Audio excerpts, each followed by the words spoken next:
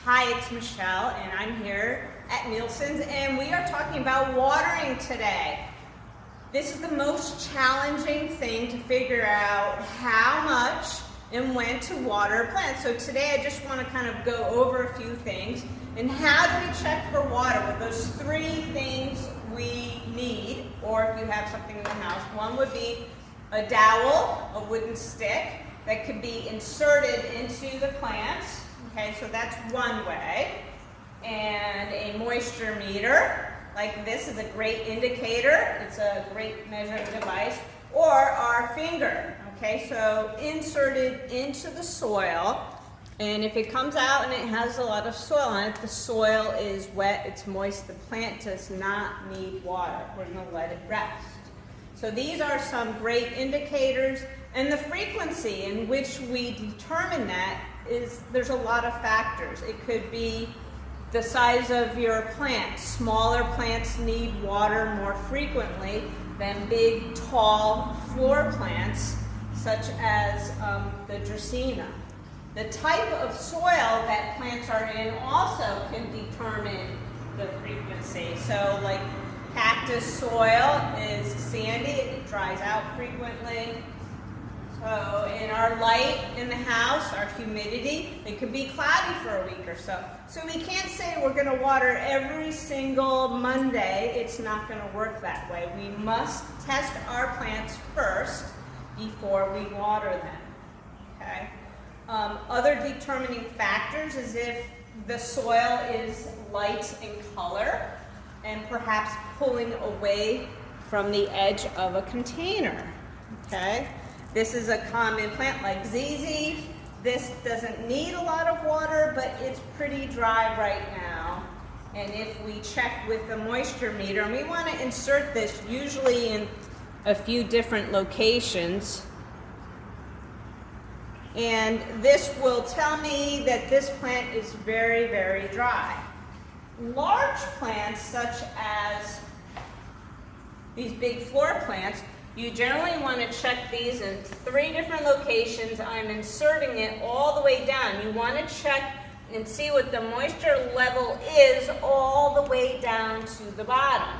So you would check this plant in 3 locations. Remember, one plant could be dry on one side and it could be very wet on the other side. So already this is registering very, very dry.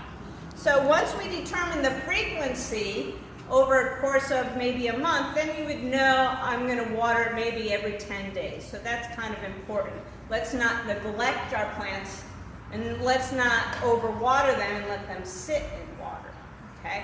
So as you see in front of me, we've got some different volumes here of water. We're all familiar with our Poland Spring. This is a little bit over 2 cups, but just to let you know, here is 4 cups and 8 cups. So this is a half a gallon, and this would be a quart of water. And of course, down below, this is half of that would be a half a gallon, I guess, 1 gallon. Okay.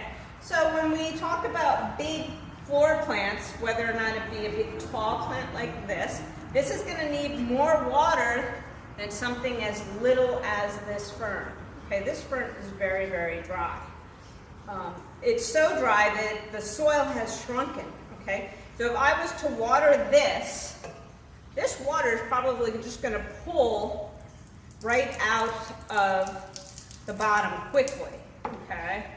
And if I take this out just as to show you that actually there's a lot of dry soil still on there. So this plant is best to be actually submerged right in the sink, perhaps, in a bowl of water. Look at how dry that is. Okay. Now, other types of plants that you want to water from the bottom would include African violets, right? We all know those pretty plants. Succulents, such as these, would want to be watered from the bottom. If we overwater, we could ruin the flowers or the foliage.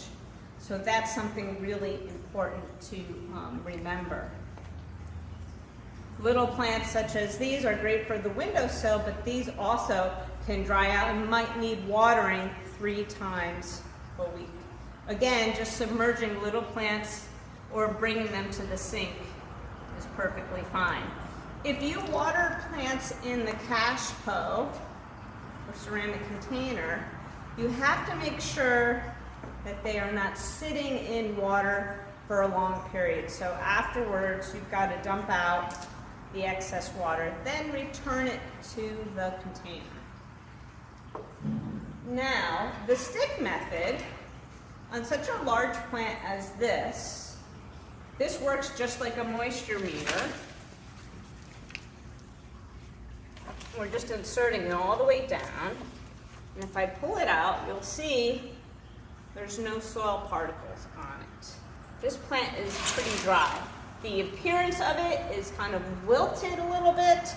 I am going to use, for this particular size, start with a ½ gallon. Now, Dracaenas like to have warm water, which is very important, watering all plants with warm water. But you want to let your water sit in the can overnight, because there's too much chlorine and fluoride for certain plants, and Dracaenas and spider plants can develop brown tips on the plant. So please remember certain plants to leave the water overnight. Now, when we want to water all the way around the whole diameter of a plant. Okay. Now you can just start to see it pooling out of the bottom, like stop, okay? That means that the water has gone through. It's okay for this to sit in water for a little bit, but you want to make sure, the reason why you want water to go through, it's watered thoroughly. Now if I stick the stick back in here and pull it out, there might be some soil moist on here, there may not, but yes, there is. Okay. Now afterwards, maybe an hour, come back and dump out that excess water, or use some paper towels to remove the excess water. So a few important tips to remember. Number one is always check your plants before watering. Okay.